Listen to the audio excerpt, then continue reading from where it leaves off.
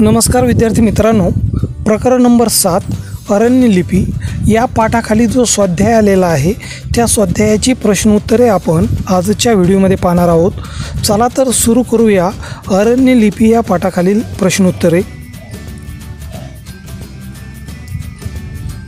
आपल्याला प्रश्न क्रमांक पहिला दिलेला आहे, एका वाक्यात उत्तरे लिहा। पान नंबर 20 वर आहे हा प्रश्न। तर यामध्ये आपल्याला पहिला उपप्रश्न विचारलेला आहे, अरण्य लिपी म्हणजे काय? तर याचं उत्तर आहे,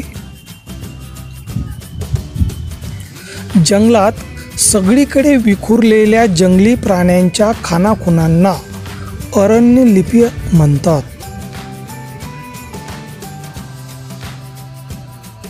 त्यानंतर 2 नंबर आहे, वाघांची गणती कशावरून केली जाते? तर याचं उत्तर आहे, वाघांच्या पावलांच्या ठशावरून वाघांची गणती केली जाते।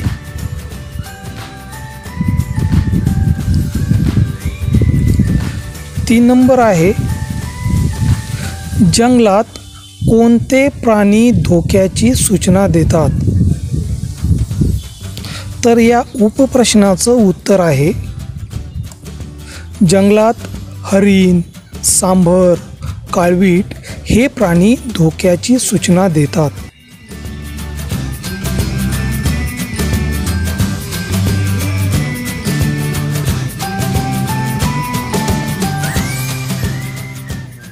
यानंतर पान नंबर 20 वरच आपल्याला प्रश्न क्रमांक 2 विचारलेला आहे। प्रश्न क्रमांक 2 आहे, पुढील प्रश्नांची 3-4 वाक्यात उत्तरे लिहा। तर यामध्ये पहिला उपप्रश्न आहे, वाघाचे क्षेत्र कशावरून ओळखता येते? तर याचं उत्तर आहे, आपल्या पावलांचा आवाज होऊ नये म्हणून वाघ पालापाचोळ्यातून चालत नाही, तो पाऊल वाटेवरून किंवा नदी नाल्यांच्या पात्रातून वाळूवरून चालतो।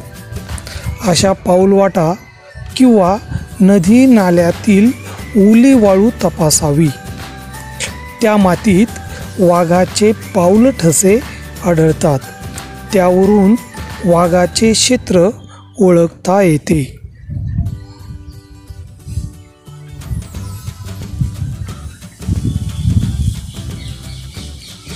यानंतर आपल्याला दुसरा उपप्रश्न दिलेला आहे, तर तो आहे, वाघ वाघिणीच्या ठशांमध्ये काय फरक असतो?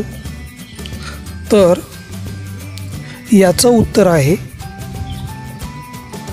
वाघ वाघिणीचे पुढचे पाय चौकोनी असतात, पण त्यांच्या मागच्या पंज्यात फरक असतो।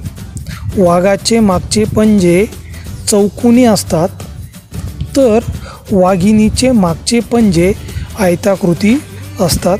हा काय असतो? वाघ वाघिणीच्या ठशांमध्ये फरक असतो।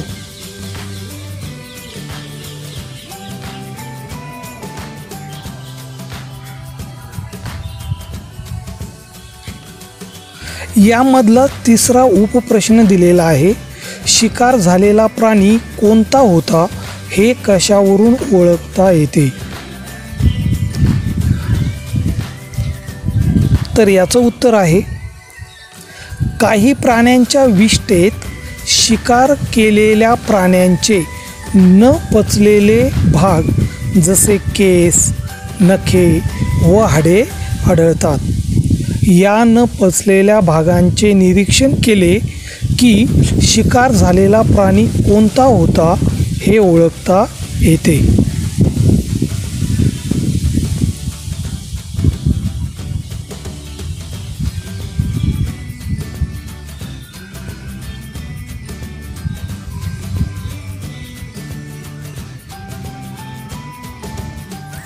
नंतर पुढे दिलेलं आहे आपल्याला, खेळूया शब्दांशी। तुम्हाला वाचायचं सांगितलेलं आहे, याचं वाचन करू आपण। सुभाष शाळेत आला, समोरच त्याला त्याचा मित्र समीर दिसला। सुभाषला खूप आनंद झाला. तो म्हणाला, मित्रा, काय रे, कसा आहेस? बरं वाटतंय ना तुला? तू नव्हतास तर मला करमत नव्हतं. सुभाष बोलत होता. बोलताना तो अगदी रडवेला झाला होता.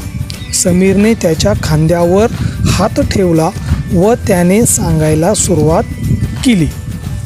हा जो परिच्छेद आहे हा वरील परिच्छेदात अधोरेखित केलेली सर्वनामे कुणासाठी वापरली आहेत ते त्या शब्दांसमोर तुम्हाला काय करायचं आहे, लिहायचं आहे. उदाहरणार्थ त्याला हा शब्द कुणासाठी वापरला तर सुभाषसाठी आहे. तर जी अधोरेखित केलेली सर्वनामे आहे तर ती कुणासाठी वापरलेली आहे? त्याचं उत्तर आहे त्याचा. म्हणजे कुणाचा? सुभाष. तो म्हणजे कोण? सुभाष. तुला म्हणजे कोण? समीर. तू म्हणजे समीर. मला सुभाष. तो म्हणजे सुभाष. त्याच्या म्हणजे सुभाषसाठी वापरलेला आहे. त्याने म्हणजे सुभाष. त्यासाठी तो काय केलेला आहे? शब्द वापरलेला आहे.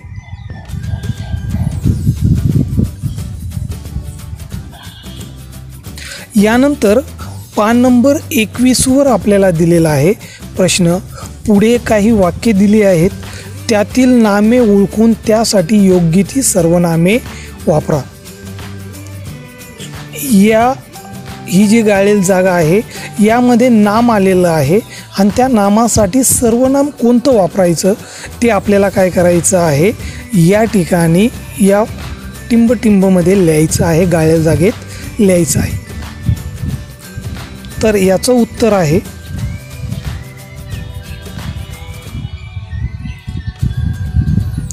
हसीना खूप हुशार आहे.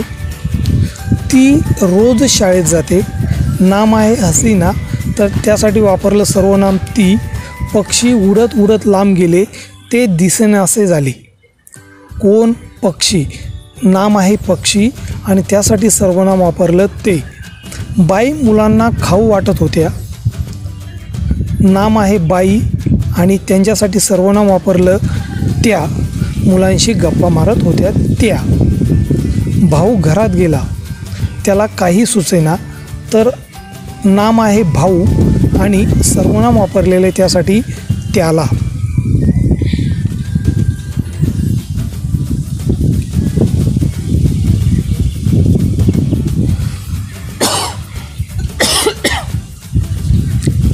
पान नंबर 21 पुढं प्रश्न दिलेला आहे. पुढील वाक्यातील सर्वनामे अधोरेखित करा. जे काही सर्वनामे आलेले आहेत तर ती तुम्हाला अधोरेखित करायची आहे, त्याला अंडरलाईन करायचे आहे. तर मी त्याचे उत्तर देतो. यामध्ये जी सर्वनामे आलेली आहेत ती आहेत, पहिल्या याच्यात ते, 2 नंबरमध्ये तुला त्यांनी, 3 नंबरमध्ये आम्ही, 4 नंबरमध्ये त्याचा, 5 नंबरमध्ये मी स्वतः आणि 6 नंबरमध्ये आपण.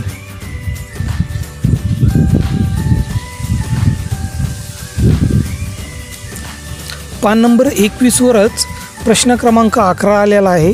या पाठातील सर्वनामे शोधा व लिहा. हा जो पाठ बघितला आपण अरण्यलिपी, या पाठामध्ये काही सर्वनामे आलेले आहेत तर ती शोधायची आणि लिहायची आहे. तर ती कोणकोणती सर्वनामे आले या पाठामध्ये तर ती आहेत आपण, आपल्याला, त्यांच्या, त्या, त्यात, तुम्हास, आपला, तो, ते, हे, त्याचा, त्याची, त्याचे. ही अशी सर्वनामे या पाठात आलेली आहेत.